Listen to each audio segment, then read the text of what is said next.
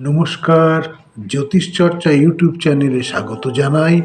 আজ বলবো কন্যা রাশির জানুয়ারি মাস 2025 কেমন যাবে। স্বাস্থ্যের অধিপতি গ্রহ বুধ 4 তারিখ পর্যন্ত তার শত্রু গৃহে থাকবে এবং 4 তারিখের পর সে স্থান পরিবর্তন করে বুধাদিত্য যোগ সৃষ্টি করবে।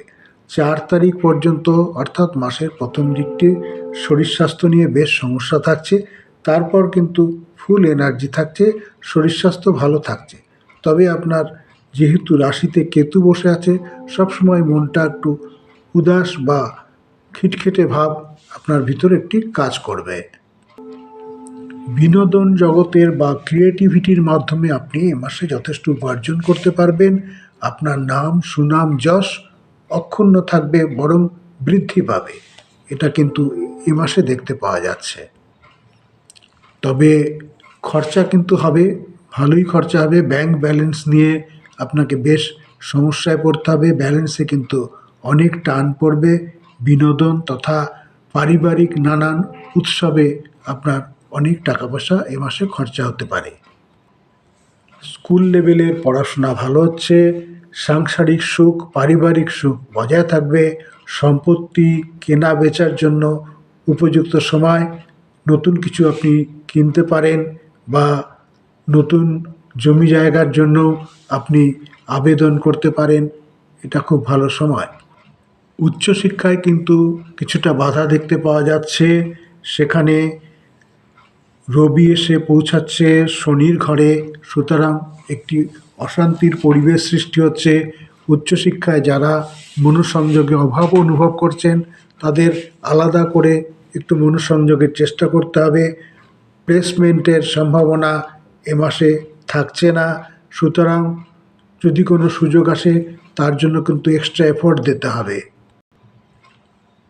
শত্রুদের কিন্তু আপনি এবার জয় করতে পারছেন। শত্রুরা আপনার মিত্রতায় আবদ্ধ হবে এবং পুরনো অসুখ বিসুখ থেকে আপনি মুক্তি পেয়ে অনেক বেশি চাঙ্গা থাকবেন এবং আপনার আর্থিক দিক দিয়েও অনেক সুরাহা হবে। পুরনো খরচাপাতি অনেকাংশেই লাঘব হবে।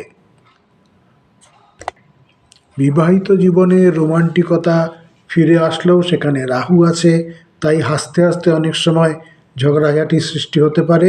মাথা ঠান্ডা রেখে রোমান্টিকতাকে সংগ্রহ করুন এবং অশান্তিকে দূরে রাখুন, তাহলে দাম্পত্য জীবন কিন্তু ভালো থাকছে। অষ্টম ঘরের অধিপতি মঙ্গল কিন্তু নিচস্থ হয়ে আছে। হঠাৎ করে চোট পাওয়া, গাড়ি ঘোড়ার মাধ্যমে আঘাত পাওয়া, এর কিন্তু একটি যোগ দেখতে পাওয়া যাচ্ছে। অন্তত এটা 21 তারিখ পর্যন্ত খুব সাবধানে থাকতে হবে, যাতে আঘাত না লাগে বা আপনি কোনো রকম দুর্ঘটনায় না পড়েন, সেদিকে খেয়াল রাখতে হবে। 21 তারিখের পর পরিস্থিতি অনেকটাই স্বাভাবিক হবে।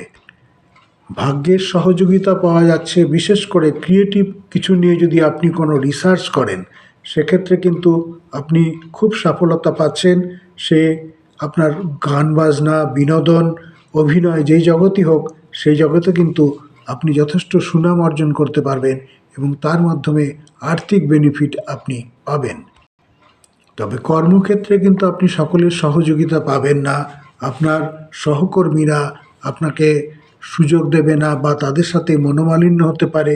আপনার বস আপনার কর্মে অসন্তুষ্ট হতে পারে। সুতরাং কর্মের প্রতি 100% ফোকাস রাখতে হবে। ব্যয়ভাবে নিচস্থ মঙ্গল আপনার 21 তারিখ পর্যন্ত বিভিন্ন কারণে, বিভিন্ন বিষয়ে আপনার অনেক খরচা হতে পারে। কোনো যন্ত্র খারাপ হয়ে যেতে পারে, আপনার আঘাত লাগতে পারে, অসুখ বিসুখের জন্য খরচা হতে পারে। 21 তারিখের পর তা আপনার কন্ট্রোলে আসবে। 21 তারিখ পর্যন্ত কিন্তু সতর্কতা অবলম্বন করতে হবে।